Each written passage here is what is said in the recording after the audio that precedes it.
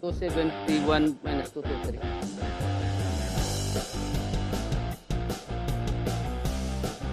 Okay. Mr. Chair, Honorable Ligarda, the out of the 149 or 150, 48 billion will be utilized as our corporate operating budget for year 2025 po, particularly for the benefit expense po.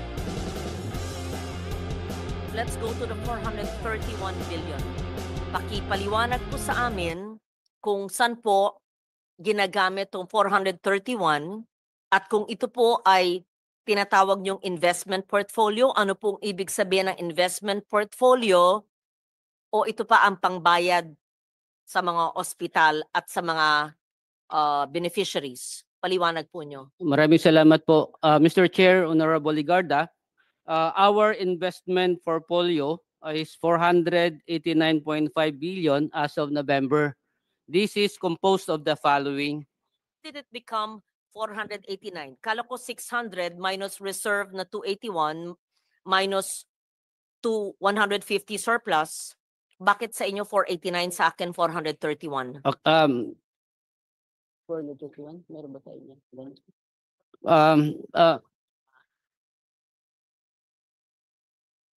400.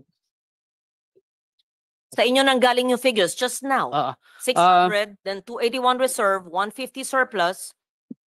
That's Okay. 431, right? Yes po, Mr. Chair, Honorable Ligarda, that's our members' equity reserve fund plus the excess and or the surplus, which we discussed a while ago, that 150 being used in the year 2025 as one of the sources for our corporate operating budget. Now, I am going to go to the asset side and discuss our investment portfolio and our assets. Now, as of Be talking about 431 or 489? okay. Again, we will be discussing now, ma'am, the 489.5 as our investment portfolio na po tayo. Okay. Are we ako simple lang. 600, 281, 150 ang balanse for 31. Yun pong hinihinging kong utilization nyo, anong tawag sa pondong yan, saan pwede legally gamitin. Pero ang sabi po nyo, 489, which is which po? Okay po. Okay po, ma'am. Again po, ma'am, the surplus 150 and the reserve is 281, that's 431. That is part of our members' equity. Now, let's proceed. 431. Apo. Okay. Total ng dalawa po. 600 minus 431. What's 600 minus 431? Mr. Chair, Honorable Ligarda, punta na po ako sa 600. Explain ko na po siya. 100 Apo. already. No, but 281 and 150, total 431 is part of the 600, right?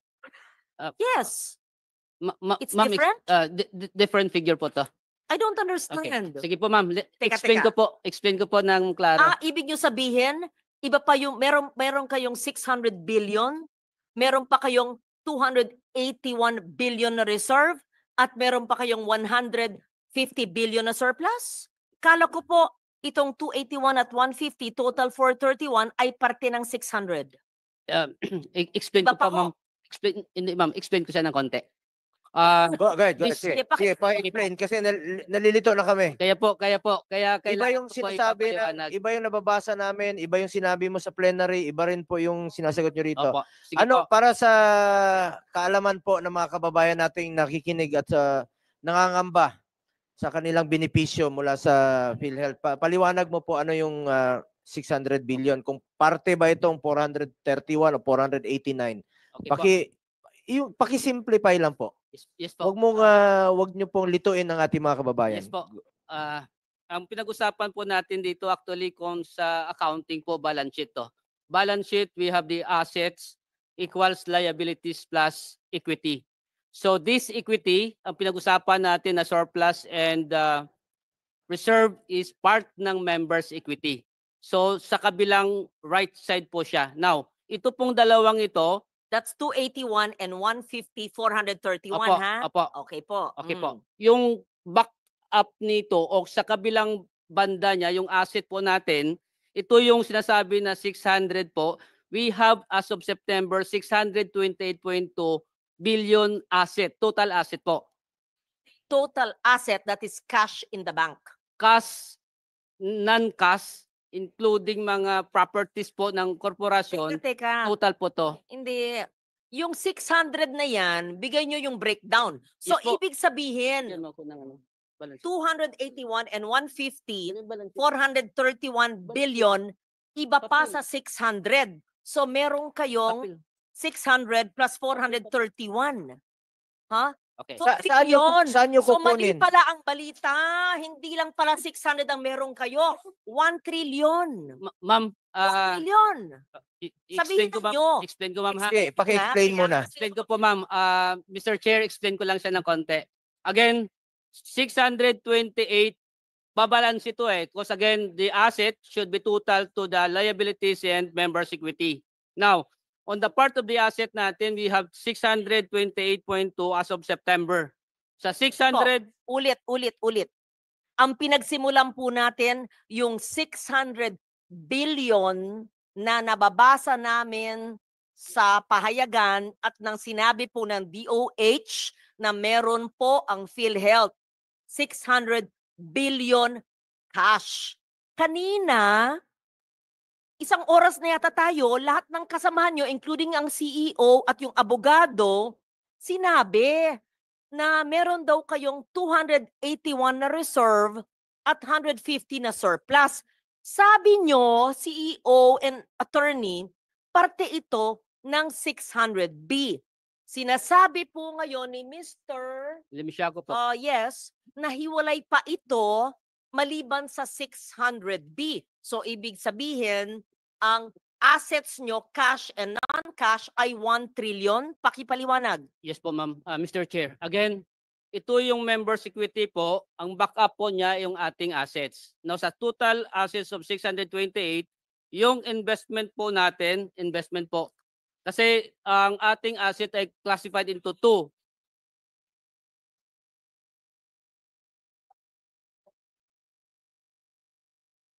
Quiet mo na or pakinggan Ah. muna natin kung gusto lumabas na lang muna yung magsasalita dyan. Maraming salamat po. Again, ang ating asset po ay dalawa po to. We have current and non-current assets. Now, on the part of our investment portfolio po, Ilagay sa screen.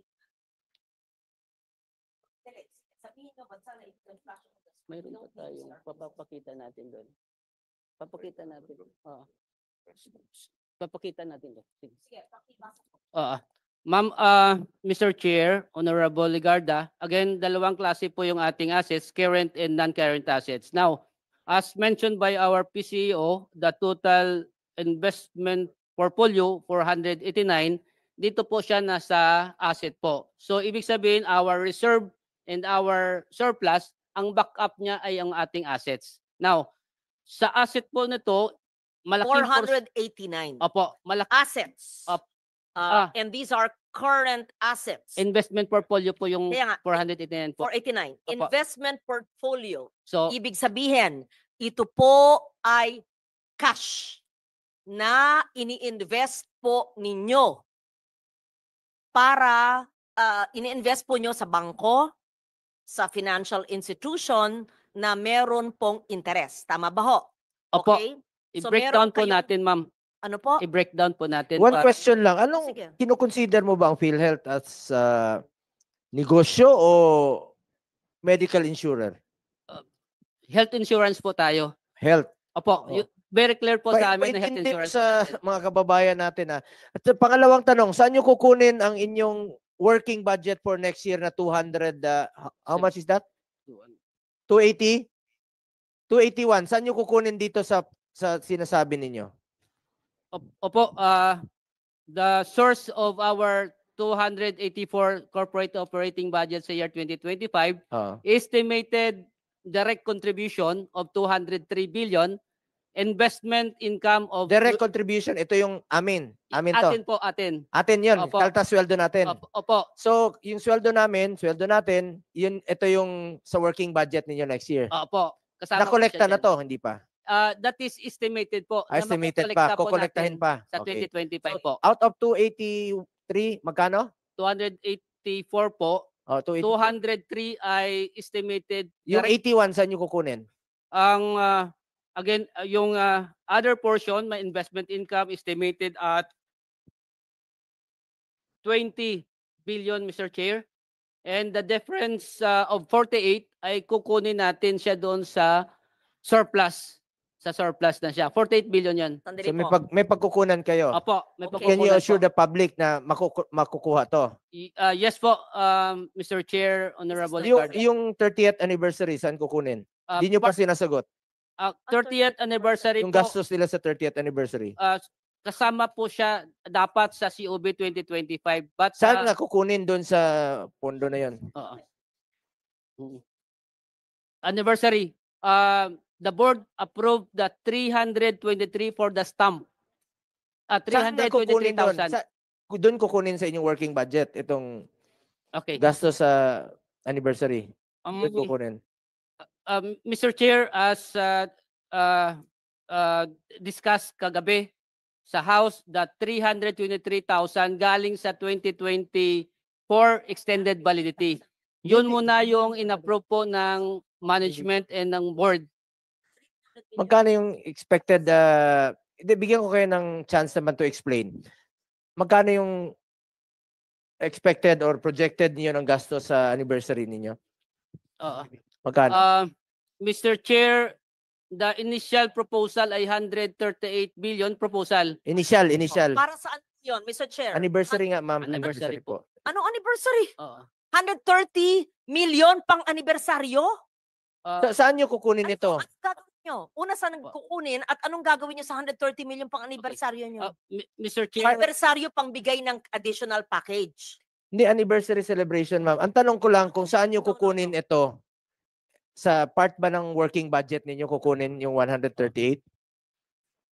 Mr. Chair, ito po ay again proposal pa lang siya. Proposal, kaya nga, Pag kung matutuloy na-approve siya ito, ng saan board, kukunin? Ay kukunin siya sa corporate operating budget sa Part pa rin admin. ng working team budget OOA. ninyo. Yes Oh. po. Ilang pasyente ang matutulungan yan? Yan, ang pinapakompute ko sa inyo. Baka naman pag, let's give them the benefit of a doubt, Mr. Chair, anniversary budget, 30 years na sila, 137 million, 138 Opo. million. Sabihin mo, sir. Siguro naman, hindi naman yung Christmas party or celebration. Siguro naman, hindi biyahe. Siguro naman, hindi pagkain ng mga officers. Siguro, ito ay pagpalaganap ng mga package. Di ba po?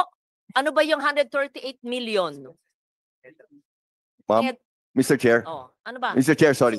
Pakisagot lang, no? Yes. Yung 138 million, saan gagamitin at saan ang gagaling? Tapos balik sa tanong ko na yung 600 billion at 431 billion, hindi pa rin maliwanag kung pareho ba to o iba po. Mr. Chair, we'll just explain very quickly, just for the purposes of to expedite the discussion. What was approved by the board and what was decided in PhilHealth already is the budget for the 30th anniversary was brought down to a few 100,000 pesos only. So maybe we can just, to clarify everything, there's nothing, there's no hundreds of millions, there's no millions. So just so that we can continue with the discussion, please. Yun ang tinanong ko kanina at sabi mo, you will explain it later. Yes. So nauna nyo pong sinagot yung mga tanong ni Senator Ligarda kaysa sa mga tanong ko na hindi pa rin nasasagot until now. Pakisagot muna. So just to answer nga very quickly, Mr. Chair, we are only planning to spend a few 100,000 pesos for 30th anniversary.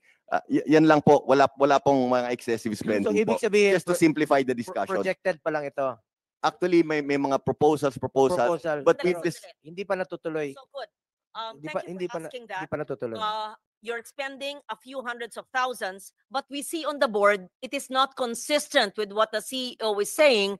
It's 137.7 million. What is this? An invention, a proposal of some brilliant person? Buti na lang, merong nagkontra at may board. Ano ba ito? Gala night. Gala night. And Sports Fest, 32 million and 13 million. Habang ang dami-daming nangangailangan ng healthcare.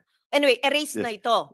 Who's the smart person who yeah. gave this? Mr. Chair, this was endorsed by a group inside PhilHealth. Sino So, yung grupo? You have to name the group because you have to enlighten that group. Kung hindi po dinis-approve ng board ito at hindi kami nanunood sa inyo, walang oversight function ang Senado, ang Congress, Mis- you could have Yeah. because you're a GOCC. We don't watch you every day. Mr. Chair, Madam, Sino po ang brilliant na It's- nagbigay nito? we have an anniversary committee. Sino po ang head ng anniversary committee? The anniversary committee po is headed by Mr. Ray Balenya po. Yes. Can that person, please, not now, don't waste our time, give a memo to the chair of the finance committee of the health committee on why the person and the group thought of using 137 million of PhilHealth funds for giveaways and a gala night. We will submit, Your Honor, we will submit it within the day to Congress, no? A sports meet 2 years to the Senate. for 32 million in a gala night with PROs, I hope it's not GROs, at 13 million. And a gala night with HOs for another 4 million, blah, blah, blah. And, okay. And umbrellas for 7.9 million? What's this?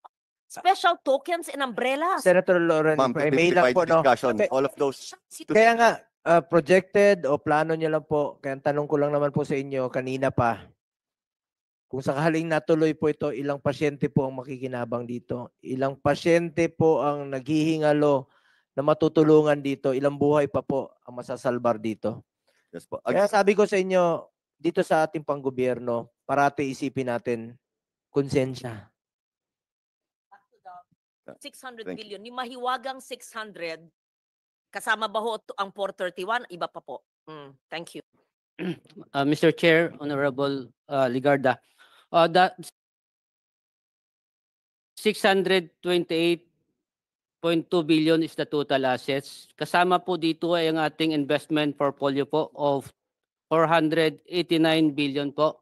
And ito po ay composed of the following. Nasa special savings deposit po, Land Bank and DBP, a total of 104 billion. And a big portion of our investment portfolio, 76.70% ay 375.4 billion pesos government securities. And we have the corporate bonds of 10.1 billion pesos, that is 2.07% of the total 489.5 billion po. So dito po nakapasok ang ating investment and ito po ay available natin na investment siya and convertible into cash. Pangangailangan mo ng korporasyon na magbayad ng benefit payment po natin, ito po yung ating gagamitin po, Okay. which is back up doon sa ating reserve. And 628 billion. Cash, ito po yung 49.9, almost 50 billion.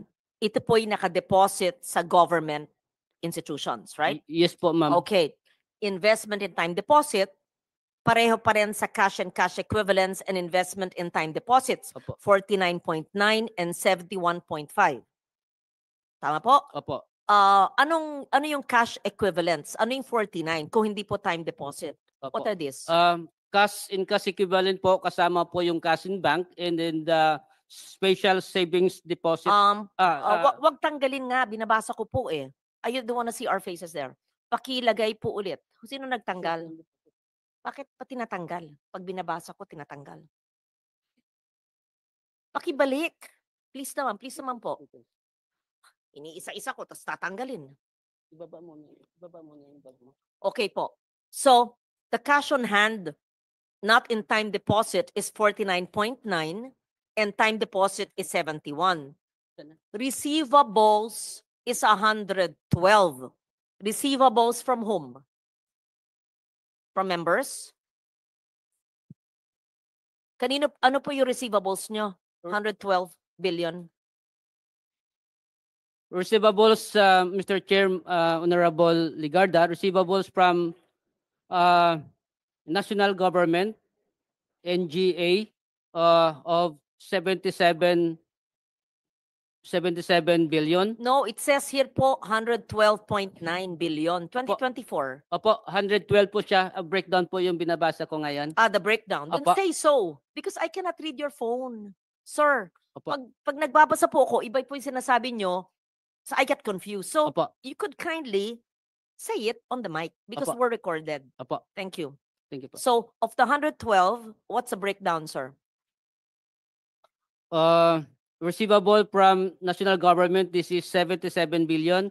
Receivable from direct contributors, 52 billion. Accrued interest receivable from investment of 6 billion. Of course, this is 130 billion more or less, Mr. Chair, Honorable Ligarda. And allowance for impairment, pinabawas po natin, is 24 billion po. So that's the net of 112.9 Okay, billion. ano pong ibang current assets nyo? Very broad ang nakalagay po. Ano yung 1.6? 1.68 billion. Ano po yun? Na current assets. If it's not cash or time deposits. Water. Can you ask for the plain water? Thank you. Other are these assets, Mr. Chair,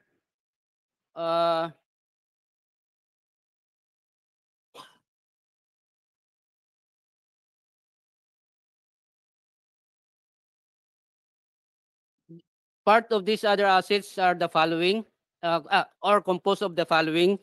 We have the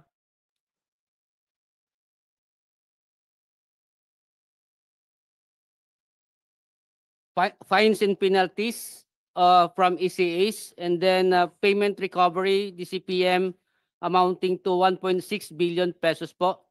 Payment recovery, ibig sabihin from the DCPM that we advances to the hospital na recover na po natin.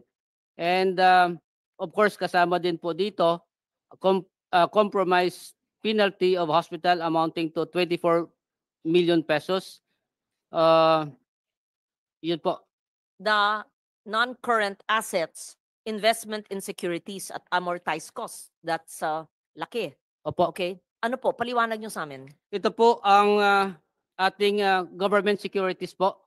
So this government securities nasa Bureau of Treasury po natin siya. Mm. The Treasury bill of 28 billion and 232.2 billion for Treasury bond, Mr. Chair. Okay. How about, of course, as property equipment, we understand that. The investment property, what is that? What is the 855 million investment property?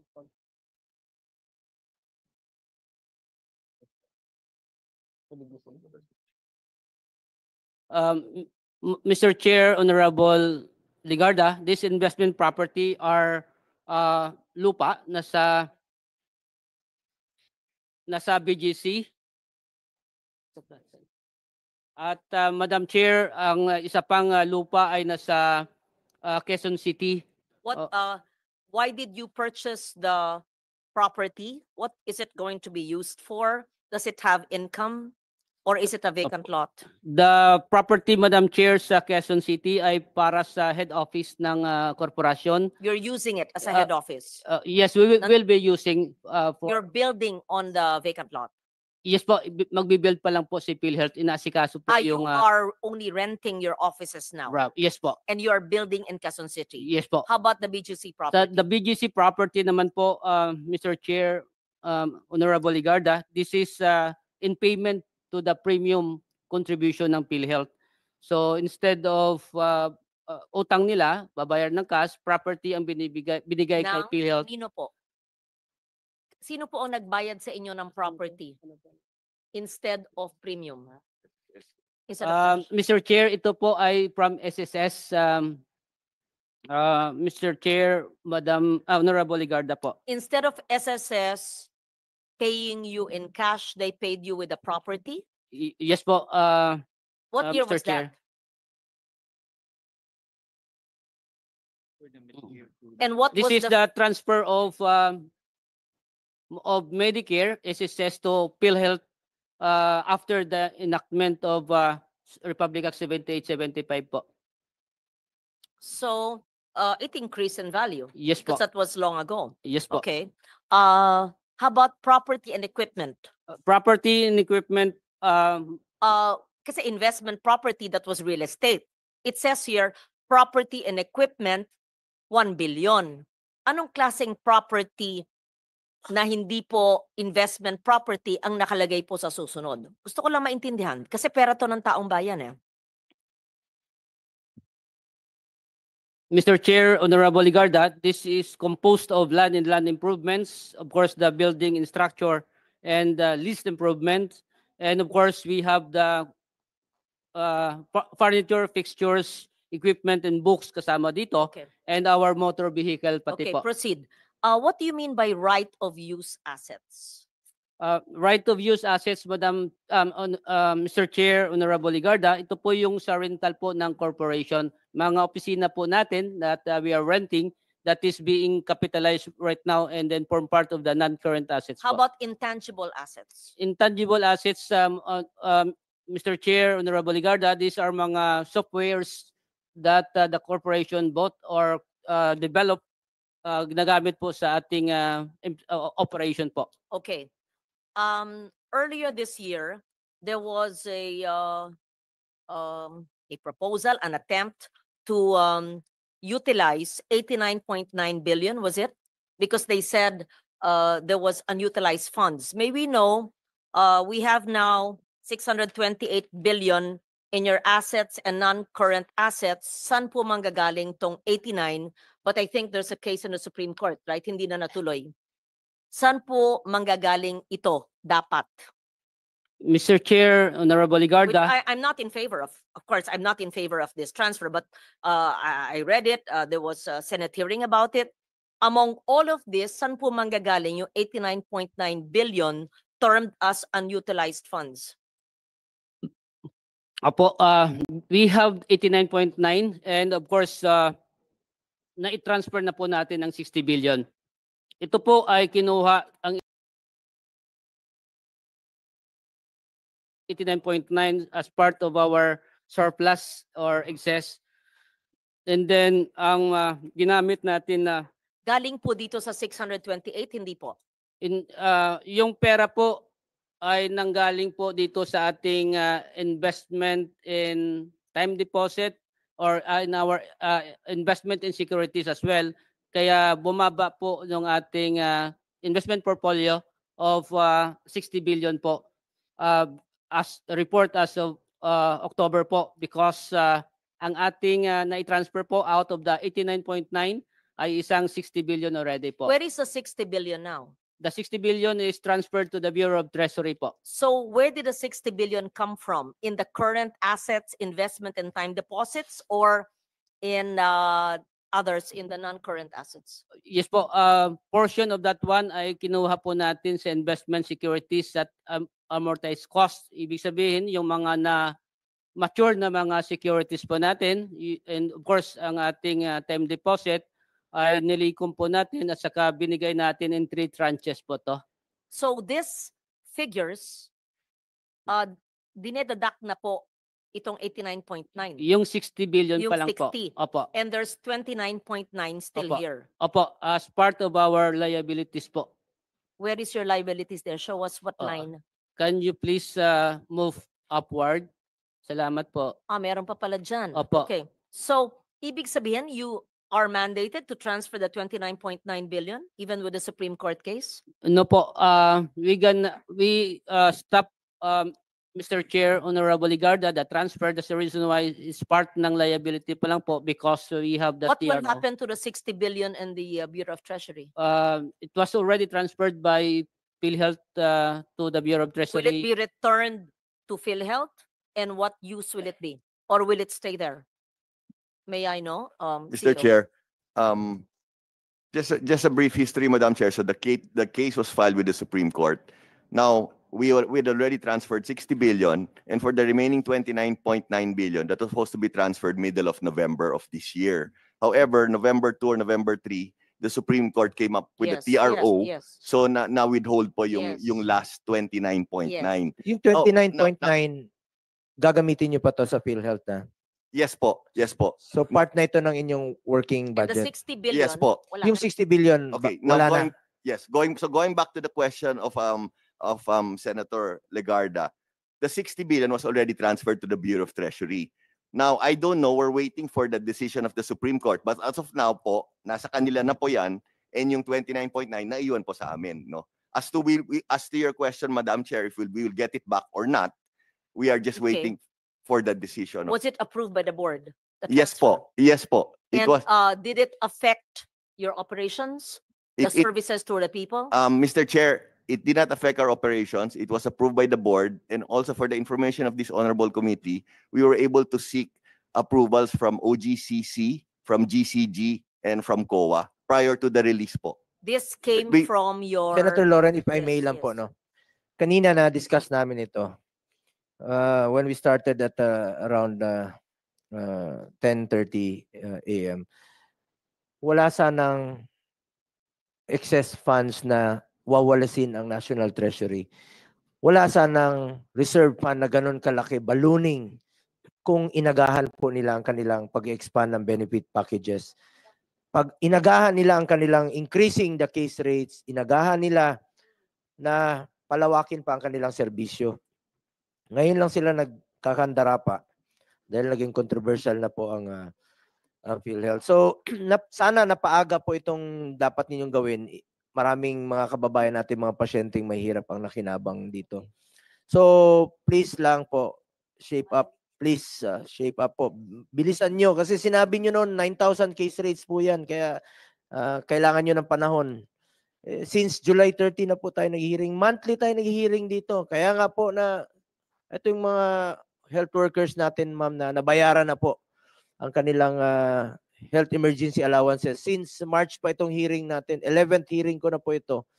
Yun nga, isa rin po sa napaka-importanting tatalakayin natin ngayon dito, aside from PhilHealth, ay ito pong health emergency allowances. Baka bago maubos ang oras natin dito sa compute ay gusto nating importante lang po ito na ayaw kong makaligtaan. Kasi dito nag-umpisa itong hearing na ito eh. Dito sa health emergency allowances natin. Una-una, issue about health emergency allowances na services rendered na pinagpawisan, pinagpaguran po ito ng mga health workers natin. Sa ating pagpupursige, salamat sa DBM at DOH, finally, nabayaran na nila, nababa na yung pondo sa regional offices. Ang tanong na lang po ngayon is how about the appeals? Kasi ang daming naingganyong mag-claim dahil nagkaroon sila ng pag-asa na babayaran po sila. Some updates lang po. Before that, I would like to acknowledge Senator Bato de la Rosa. Mr. Chair, I'm very much interested to know that. Can I just wrap up? Yung 60 billion nang galing sa investment, securities, and time deposit. Ngayon po nasa Bureau of Treasury. So, merong loss of earning capacity through the interest. Magkano na ang nawalang interest dahil linipat nyo sa Bureau of Treasury, dati kumikita po ang investment sa under your time deposit and investment securities. I just want to know, nalugi pa ang investment natin dahil yung 60 billion ay linigay nyo sa Treasury na hindi naman time deposit at hindi investment. Hindi lang yan, ma'am. Hindi sana wawalisin ng National Treasury yan kung ginamit nila earlier Yes. yung mga programa na dapat increase nila yung case rates, expand benefit packages. Ang daming sakit eh. So, sagutin po nyo, meron bang loss of interest? At pangalawa, anong dahilan ba't hindi nyo ginamit sa pangangailangan ng taong bayan? Just very brief, very brief. Thank you. Mr. Chair, Honorable Legarda, if possible po, mag-submit na lang po kami ng report because this interest po, wala ko kaming dalang computation ngayon. Yes po, may, of course, sa 60 billion, may interest na nawala talaga. Paki-compute niya. Paki-submit rin po dito, paki-compute yung gusto ni Senator Lauren. Submit niyo po dito sa committee. Yun na yung tanong ko, ba't hindi ginamit sa mga benefit packages? Kasi kung wala, kung naghamit nga nila yun, Ma'am Lauren, ay sana wala silang excess funds at hindi magbabalon ang kanilang reserve fund. Mr. Chair, if I may address the question of Senator Legarda. Ma'am, I'm just going to estimate, no, roughly the interest is around 4 to 5%. We transferred 60 billion, and maybe it was from April until April, May, June, July. So maybe 6 or 7 months. So that would be 5% per annum of 6. So estimate is billion. Ma'am, rough estimate, Mama, Mr. Chair, is around 1.5 billion in interest income that was lost, ma'am, when we transferred it. Because most of them were earning, ma'am, roughly 4 to 5%. Sa savings yan at saka sa treasury bills. I hope that addresses your question, ma'am. Thank you po. Thank you, Mr. Chair. Salamat. Balikan ko lang muna yung health emergency allowances. Bago matapos ang taon, sana naman maging masaya ang Pasko ng ating mga health workers pag nabayaran sila sa kanilang dapat tanggapin services rendered na po ito. May we get an update from the DOH? Kumusta na po? Release na ba lahat?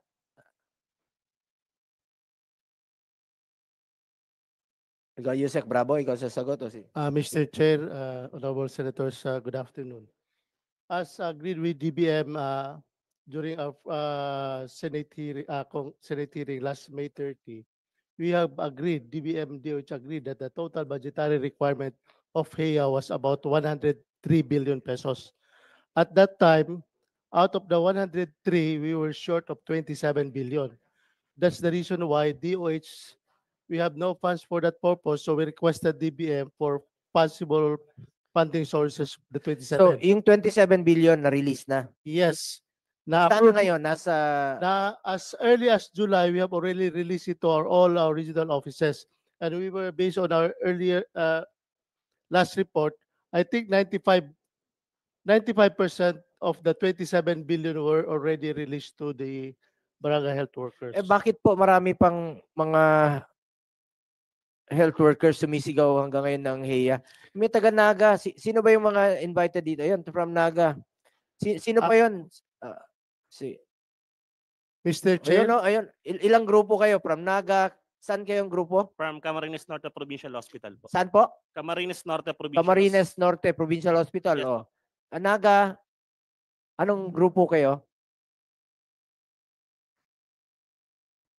Mr. Chair, magandang hapon po sa inyong lahat. Ako po ang City Administrator ng Naga City.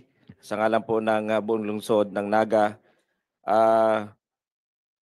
at ng lungsod ng Naga upang dalhin sa inyo ang panawagan ng aming mga healthcare workers, medical man o non-medical. Nagsakripisyo po at naglingkod ng buong puso noong kasagsagan ng COVID-19. Narito po ako upang iparating ang kanilang panawagan para sa nararapat na HEA. Isang pagkilala sa hanggang ngayon ay marami pa ang hindi nakatanggap nito sa aming lungsod dahilan sa mga technical na rason. Sa panahon ng pandemya, ang Naga City ay naging sentro ng COVID-19, surge sa buong Bicol Region. Dahil po sa aming posisyon bilang regional hub ng kalakalan, edukasyon at komersyo, hindi maiwasan ang mabilis na pagkalat ng virus. Ngunit hindi nagpatinag ang lokal na pamahalaan. Tumugon ang aming mga kawani, medical at non-medical workers sa panawagan ng serbisyo. Sila po ang nasa harapan ng contact tracing, testing, border control, quarantine, facilities at lockdowns. Ginampanan nila ang lahat ng ito ng buong tapang at dedikasyon. Nang dumating naman ang vaccine rollout, muling umaksyon ang lungsod ng Naga. Hindi lamang po mga Nagenyo ang aming binakunahan, kundi pati mga bumabiyay na mga karatig na lugar. Ginawa po na namin ito upang mapibilis ang pagbakuna alinsunod sa utos ng national government. Maraming mga kawani ang muling tumugon, lahat po sila naglingkod at nagsakripisyo. 2 linggo po ang nakaraan, December 3, Mr. Chair. Pumunta po ako sa opisina ni Secretary Herbosa. Dala ko po ang letter mula kay Mayor Nelson Ligason. Ang letter of appeal ng aming lungsod, nakaagad namang ibinaba ng DOH Secretary's Office sa Bicol Center for Health Development. Ngunit noong December 12, nalungkot po kaming makatanggap ng sulat mula sa tanggapan ng Regional Director na-decline ang aming apila dahil natapos na daw ang deadline ng COVID-19 risk exposure classification. Inaantay po sana namin na magpatawag ng grievance meeting, yung grievance committee ng DOH Region 5. At para po mas maipaliwanag namin ang aming posisyon. Meron naman po kaming mga pagkukulang, pero mas magandang maipaliwanag namin doon. Kami po ay binaliwala nito ang kanilang mga sakripisyo at pinagpakita na tila hindi mahalaga ang kanilang ginawang paglilingkod. Kung tatalikuran po natin sila ngayon, para na rin nating tinanggihan ang diwa ng bayanihan na siyang nag-alis sa atin sa kadiliman ng pandemya. Natutuwa po kami at narito ngayon si Secretary Herbosa, yung buong team ng DOH National at sa inyo po, Senator Bongo, na kayo mismo nag-aasikaso nito. Sana po mapanggingan ang appeal ng Naga City na mag-convene ang Bicol Regional HEA Committee para po mas may paliwanag namin kung bakit kailangan namin mag-appeal dahil marami pong taga-Naga na nagsakripisyo na hindi nabigyan ng allowance ng HEA. Salamat po sa pagkakataon na ito, Mr. Senator, at magandang hapon po sa ating lahat. Salamat po sa taga-Naga. Sa kakaikot ko sa buong Pilipinas, sigaw nila HEA. Ito naman sa Camarines sa Norte po. Iba po yung kaso namin. Gusto lang po namin maliwanagan kung may pondo pa talaga o wala. Ang amin pong mga claims ay validated na po, na-process na po. Ang sinasabi po ng DOH Region 5, hinihintay na lang ang pondo galing sa DBM. Pero may mga kalatas na palabas ng DBM na bayad na lahat. Gusto po namin Yusek Bravo, kala ko na-release na ng DBM sa inyo. Ba't DBM ang sagot ng DOH? Mr. Chair, bayad na po yung 27 billion. Yung nire-request nila, nag-submit sila past the deadline. Kami po ay validated na po. Ito yung appeals na. Yes, appeals po ito na walang pondo. So walang pondo. So anong plano ng DOH dito? Because walang pondo ang DOH for this HEA, we requested this 5.3 billion sa DBM. Unfortunately, DBM also denied it kasi wala rin silang pondo. Services rendered to eh. Ayan nga, sir. Pero wala tayong pondo. It is for this reason, after sa first submission sa appeal sa 5.3, nakatanggap pa kami ng another 1.3 billion. So 6.7 billion na ngayon yung past the deadline. So ang mangyayari dito, Mr. Chair, napag-usapan namin ni Jose Rolly Toledo sa DBM, we will try to include it in the program fund for 2025. In the event na hindi masama sa 2025 ang program fund, we will include it as our 2026 DOH budget proposal as tier 1. So isasama nyo sa, kung hindi nasama sa program 2025, isasama nyo na sa tier 1 sa regular budget na ng DOH. Sa proposal for 2026, For 2026. after sa validation sa grievance committee namin. So past deadline na po itong claims nila. So appeals po ito. Pero services rendered na ito. Yes, services rendered but nagkaroon tayo ng deadline. Ang first deadline natin was in December 2023. Hindi nag-submit. We have a second deadline sa February. And then the third deadline during our agreement sa Senate hearing, that was May 13, na umabot tayo ng 103 billion, na short tayo ng 27. Ngayon, ang total budgetary requirement, short tayo ng 6.7 billion, and I'm very sure it will still be increasing. Pero naniniwala ka naman, kawawa naman po itong mga pinagpagura nila yun eh. Naniniwala ka na kailangan bayaran to ng gobyerno, di ba? Wala po kami problema doon, Mr. Chair. Ang ano lang namin, wala talagang pondo. Let me repeat, no, naka-11th hearing na tayo about HEA. Finally, 27 billion na bayaran na po sa ating pagpupursige dito, sa pakikipagtulungan ng lahat ng ahensya ng gobyerno. Ang pakiusap ko naman dito sa inyo, kahit na appeals po ito, services rendered po ito, pinagpawisan at pinaghirapan po ito ng ating mga kababayan. Kaya marami pa rin po akong nababasa sa Facebook kay Nurse Bench. Yun, HEA, nandito ba siya? Dito ba sila? Sir? Senator Bongo, pwede Yes, go ahead po. Go ahead. Yung sa amin po ay hindi apila. Approved na po yun, na process na po, validated na po. Ang sinasabi po ng Region 5, CHDI, walang pondo ang DBM, pero hindi po apila yung amin. Hindi Mr. po kami Chair, late. On time Kung po ang hindi po submission namin. apila yun, hindi po request for reconsideration, delayed submission because of the deadline that we set up, May Hindi rin 13. po delayed, Mr. Chair. Kindly reconcile your record. Director Napulan, Yusek Bravo. Baka pwede kayong mag-sit down para hindi naman kailangan umabot pa rito sa committee lahat ng reklamo. Kung pwede nyo naman po ma-address at masagot niya yan. Kindly. Mr. Chair, lahat na request ng regional offices namin, sinabit po namin sa DOH, sa DBM. That's the reason why we were able to have 1.3 billion.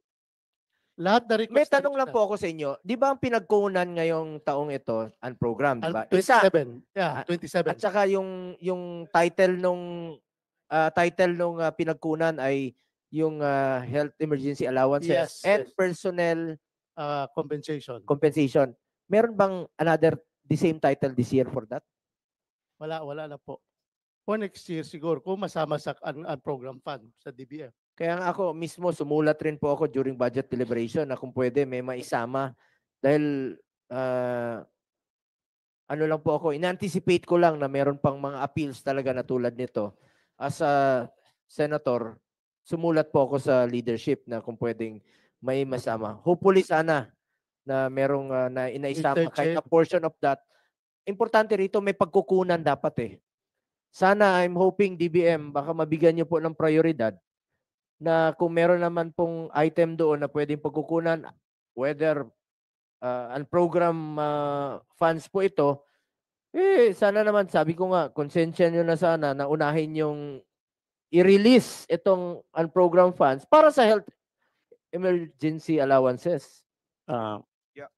Yes, Mr. Chair, we fully recognize and acknowledge na may mga appeal po siya. But at this time, we don't have already the funding source to, of course, pay for this Ang appeal. tanong ko lang, kung kasama siya sa unprogram funds, posible. Yes, Mr. Chair. What we are expecting that sana do sa 2025 appropriations po natin, there's still okay, of course, the unprogram appropriations so that we can charge this once merong Baka pwede nyo naman bigyan ng prioridad kung sakasakali. May excess revenues kayo, mabigyan ng priority. Yeah, Mr. Chair, these are tinatawag natin PS basically. So usually these are priorities. So nandun po sila sa number top one priority. Top priority, Mr. At Chair. ikaw naniniwala ka na priority talaga. Services rendered na po ito. Yes, Mr. Just like we did this year, we already issued the 27 billion. So we take note of that. These are priority, Mr. Chair. Hindi mo pa makukonfirma kung meron ba talaga? Sir, right now, kasi po, yung the BICAM copy that we have is only the differences, but we don't have yet the details of the BICAM report. Sige po. Sana natugunan yung sinulat natin na malagay po kahit na portion lang po nitong saan program funds. Sumulat po ako para malagay at may basis po kung sakaling may excess funds. Para tuloy-tuloy po itong mabayaran itong mga appeals, no, na services rendered naman, kawawa naman yung mga health workers natin. Mr. Chair, can I? Regarding po dun sa sabing appeal kami, yung sa amin po is verified claims po. Yung deadline na binigay ng DOH is the submission of correct to the system. Yung hospital po namin nakapag-submit po prior sa deadline. And we have approved payrolls po na sinamit sa regional office. And I think we have website po, DOH, yung HEA dashboard. Kung makikita po sana natin, we're included po dun sa list na included sa 101 billion at think na release. So yung facility po namin included doon. And last year po, we have submitted 7 payrolls to the regional office. And until now po, hindi pa naman kami na-releasean ng fund na yun. So ang pinapalo up po namin, na-submit na po namin yung payrolls. And in the payrolls is coming from the system po ng DOH, yung sa HEPS. So I think hindi naman kami release ng payroll kung walang fund yung ginawa namin na claim kasi hindi naman po appeal yung sa amin. Submitted and verified po by the FICT and MTS po of the DOH. Thank you po. Salamat. Baka pwede kayong mag-upo after this hearing, no? Para masagot lang. Baka naman yung mga claims nila nandiyan na po sa inyo, nasa regional offices. Maraming ganun para mabawasan po ang problema natin sa committee ito.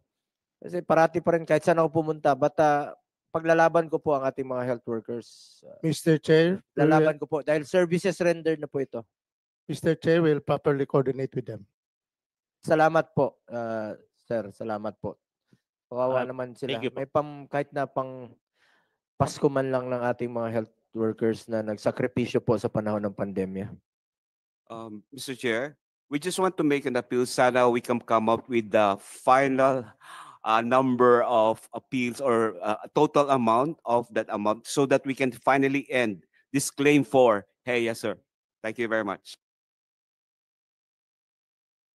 Mr. Chair, Go ahead, Yusek. regarding to the request of DBM, actually that was the agreement that we have with Secretary Pangandaman that we have to put a deadline on the submission. That's the reason why we Pero put a bakit deadline. bakit nagsulputan ng appeals ngayon? Because sa committee hearings mo sir nga nabayaran yung mga barangay health workers, naengganyo sila mag-request. Nainganyo tuloy sila mag-claim. Pero due naman talaga sa kanila yan eh. Sabi ko nga, pinagpawisan ng health workers yan, pinagpaguran nila yan. Salamat sa DBM, DOH, salamat sa pagtugon. Salamat at sabi ko nga, importante rito sa ating panggobyerno, makonsensya po tayo, lalong-lalo na sa mga mahirap nating kababayan. Tulungan natin sila. Wala sila ibang matakbuhan kung hindi tayo nasa gobyerno. Please, magtulungan tayo rito. Kasama na dyan ang ating mga health workers. Wala na kayong concern. Pwede naman nating dami ko nababasa, HEA pa rin ng HEA. Paglalaban ko po ang ating mga kababayan, health workers, sa inyong HEA. Dahil inyo yan eh. Pinagpawisan nyo yan, pinagpaguran nyo po yan. One more question lang po. Wala na tayong panahon eh. Mag-hearing naman tayo, monthly naman po ito. Even weekly kung gusto nyo. Marami pong mga sa health facilities natin, HPEP, meron pa akong narinig na reklamo sa mga regions na medyo na-abandon daw yung trabaho. Pwede ba, sino maka-explain dito niyan? Check nyo naman ng mabuti kung sino yung mga nagtatrabaho niyan at sana naman yung qualified na hindi abandon at hindi matatagalan dahil sana mapakinabangan po ito ng mga kababayan natin. Sa Region 7, meron po reklamo doon sa Bohol, sa Kandihay. Kandihay. Mr. Chair. Sa one case in Kandihay, sa Bohol, no? At meron din po sa Kabadbaran na inabandon po. Baka pwede niyong tugunan kaagad dahil budget po ito ng 2024 and then 2024. Going 2025 na po tayo, hindi pa rin po natatayo for some reasons na sinasabi nila, yung iba inabandon, yung iba kulang ng ganito, hindi kinaya, baka pwede nyong i-check ng mabuti para mapakinabangan ito at hindi maging white elephant. Yes, Mr. Chair, mag-follow up kami. Actually, meron kaming convergence niyan with DPWH kasi all those HPEP for the LGUs above 5 million and above, pinasa namin sa DPWH for implementation kasi mas marami silang engineer at saka construction. So kung may delay, we will follow it up with DPWH. Baka Yung sa DOH, ni-retain po namin. So those under DOH, HPEP, sa amin pa rin. And those below 5 million. Whether So, follow up po. DPWH or DOH po ang mag-implement, Follow up importante namin. rito, paki-follow up lang po. Since it is under HPEP naman Yes, po ito, Mr. Chair. pondo nyo po ito, approve po ito. 2025 na po tayo eh. At hindi pa natatapos, hindi natatayo. Yung concern ko lang dito, yung mga na-abandon, hindi natutuloy. Sayang kasi PhilHealth, ito yung sinasabi ko po, Mr. Ledesma, ito yung sinasabi ko ng mga health facilities na pwede yung paglalagyan ng konsulta program po ninyo. Baka pwedeng sected, baka pwedeng mag-usap kayo ng PhilHealth since you are the chairman naman po ng PhilHealth. Baka pwedeng mag-usap. Malaking tulong po ito mga health facilities na pwedeng paglalagyan ng konsulta program. Yes, Mr. Chair, we will coordinate very Mas closely. mailalapit nyo po yung serbisyo sa kanila. Maniwala ka o hindi, mailalapit nyo po sa kanila. Lagay nyo lang doon sa mga super health center, sa mga health center, konsulta program, you can enroll, ganito. Malaking tulong po yun. Kasi yung iba na kababayan natin sa bundok, hindi talaga nila alam saan sila hingi ng tulong. Andiyan na yung mga pasilidad eh. It's a matter of coordinating between agencies lang po. We'll comply. We will do, Mr. Chair. We'll coordinate closely with SecTed. Salamat Thank po. you also, Mr. Chair. Salamat po sa inyo. Ito na lang pong bibilisan ko na lang po. Itong Senate Bill 2585 authored by Senator Ligarda and Senator Binay, which seeks to institutionalize the Philippine Blood Center po. May we hear from DOH your position on this? Yes, Mr. Chair, we support this bill. Actually, matagal na to, 10 years ago pa, we wanted to create a hematology and blood services center. Pero natenga, now it will be just a national blood center. So we will support and draft the support for this one and submit your. How about the PBC? Do you have any Philippine Blood Center? Your position? May taga PBC ba? So this is the same under. So agree kayo dito? Okay. Then going to another bill, no, Senate Bill 689 and 2657 filed by Senator Revilla and former Senator Angara to strengthen organ donation in the country. May we hear from the DOH your position on this? Yes, we support that also together with the executive director of National Kidney and Transplant Institute. We're also drafting our support for this one. This should increase our cadaver donors with this type of law. So we will support, Mr. Chair. How about from NKTI po, Dr. Liquete?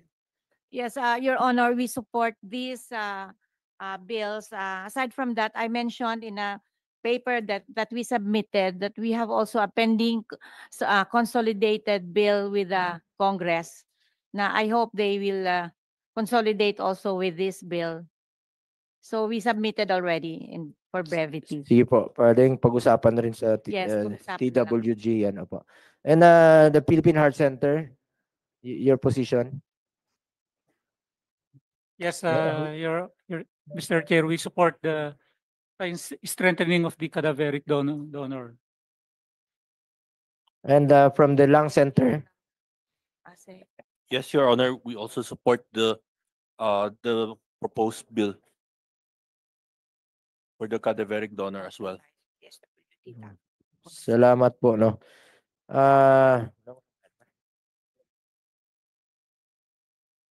Apex mate na naman ako, kadami-daming.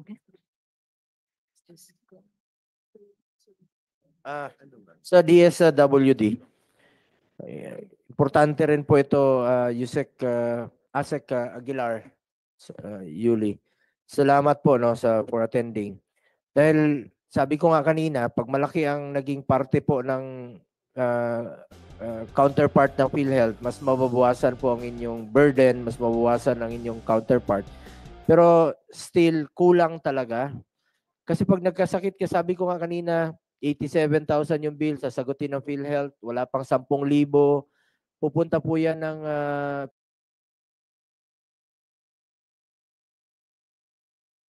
PCSO, bibigay sila ng tulong, hanapin pa nila kung saan sila hingi ng tulong. Buti na lang may malasakit center na meron silang lapitan. At DOH naman po sa tulong sa MAIFIP. Ngayon naman ang DSWD, you're part of the malasakit center. So tulong nyo rin po ito yung pamasahe, di ba? Pero malaking bagay po yung kung kayo mismo meron kayong provision na makakatulong kayo sa medical assistance. Kasi ang DSWD, andyan yung pondo sa inyo eh. Kumbaga ngayon, ang DSWD ang pinaka sikat na ahensya ngayon kung hingi ka ng tulong. Kayong may pera. Ang pakiusap ko lang sa inyo, since hawak nyo yung pera ng gobyerno para sa mga mahirap, ibigay nyo na po kaagad dito sa kanila, itulong nyo na po kaagad. At huwag nyo na pong pahirapan pa. Kumusta na po itong guidelines ninyo na pwede bang makatulong kayo for medical assistance aside from financial assistance sa mga malasakit center na pamasahe nila? Makakatulong rin ba kayo? Kumbaga makaka-chip in ho ba kayo? Malaking tulong po yun kung makaka-chip in kayo sa babayarin sa ospital. Para hindi na kailangan magbenta ng karabaw yung mga pasyente at sasangla yung mga refrigerator nila. Good afternoon, Honorable Chair. Mr. Chair, sa ngayon po, bukod sa transportation at sa food assistance na naibibigay po natin sa mga lumalapit po sa atin sa Malasakit Center. Nakakatulong rin po kami sa medical assistance sa kanila. Pero yun po kasi ay kino-course namin sa satellite office at saka sa field office. Ngayon po, dahil po sa development po natin sa bagong sa revised JAW po natin, inamend na po ng departamento ang Memo Circular number 16 to include Malasakit Center para po makapag-process na on-site sa mga Malasakit Center ng medical assistance. Kasama na po kami doon. So hindi na po nila kailangan pumunta sa satellite office para mag-process po ng medical Once assistance. ma-approve yung JAW, so Ma'am Yusek Chong, Sected, baka ano na po, ma-expedite na po itong JAW kasi willing naman tumulong sila sa medical assistance. It will unburden you sa tulong.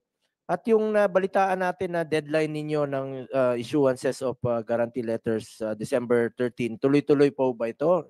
Sabi ko nga na dapat po walang deadline po ang pagtulong sa mga kababayan natin dahil wala naman pong pinipili yung araw na nagkakasakit tayo. What if sa panahon ng Pasko nagkasakit yung mga kababayan na antayin pa nilang mag-January 2 para maka-avail po ng tulong mula sa DSWD. Sana naman walang deadline muna ito, walang cut-off ang serbisyo natin. Yes, Mr. Chair. Yung pong cut-off ay sa guarantee letter lang po dahil po na proseso po yon every year na ginagawa po namin para po mag-clearing ng mga pagbabayad namin sa guarantee letter. Pero hindi po ibig sabihin na hindi na po tayo tutulong sa medical needs ng mga pasyente natin. Yun po yung period na pinaprocess po natin sila sa mga satellite offices natin. Pwede pa rin po, nakapagbibigay pa rin po tayo ng medical assistance sa kanila. Kahit po suspended po yung guarantee letter. So may limit po. Baka pwede, sabi niyo sa akin noon na tuloy-tuloy po ito pero magbibigay kayo ng assistance pero may limit lang. Unlike the GL na mas malaki. Am I correct? Yes po, Mr. Chair. Kasi po, meron po yung sa guarantee letter po kasi sa cash assistance po kasi may limit na nakaset po sa AIX, doon sa medical assistance. Pero kung ang ating pong patient na nasa ospital ay makakakuha o makakakuha ng nabibigyan siya ng promissory note para po doon sa balanse niya sa ospital, ayun naman po ay matutulungan natin sa pagdating po ng Enero para ma-process. Para pong yung GL niya na delay lang po. Baka pwede next year naman gumawa na lang kayo ng sistema na by December ay pwedeng tanggapin nila ito, pautang ba nila na with your assurance na January para hindi po matigil ang serbisyo ninyo. Mahirap naman from December 13 up to December 31 titigilan niyo yung pagtulong. Hindi naman natin mapigilan kung kailan tayo magkakasakit. Yes, Mr. Chair. Kasama po yun sa ini-raise po namin, nakita po namin at yun po yung nakita namin na paraan para maging patuloy yung tulong. Ma-allow tayo ng mga partner service providers natin, mga hospital, na ma-PN po yung mabigyan ng promissory note yung pasyente sa period po na yung suspension lang ng GL, halimbawa po kung December 13 yan, December 14 to hanggang mag-resume po yung GL namin, yun lang po yung mabigyan ng period na payagan po sila na makapag-promissory note para patuloy po nating matulungan yung mga pasyente natin. Anyway, to clarify, even without the revised JAW, right now it's still on process pa. Pwede na pong ma-access sa Malasakit Centers ang DSWD medical assistance sa ngayon through your regional offices? Yes, Mr. Chair. Apo. So, ongoing po yun. Kahit po nitong nakaraang taon, itong 2024 po, ginagawa na po natin yan. so pwede nilang through Malasakit Center pa rin. Yes po, Mr. Chair. Yung pong ating tao sa Malasakit Center, kapag ka po nakita nila na kulang pa yung babayaran, may kulang pa sa babayaran, tinutulungan po natin sila through our field offices and satellite offices na mabigyan sila ng GL. Salamat. Malaking tulong po 'yun sa kanila, sa kanilang babayarin sa ospital. Lalong-lalo na po yung mga mahirap nating kababayan. At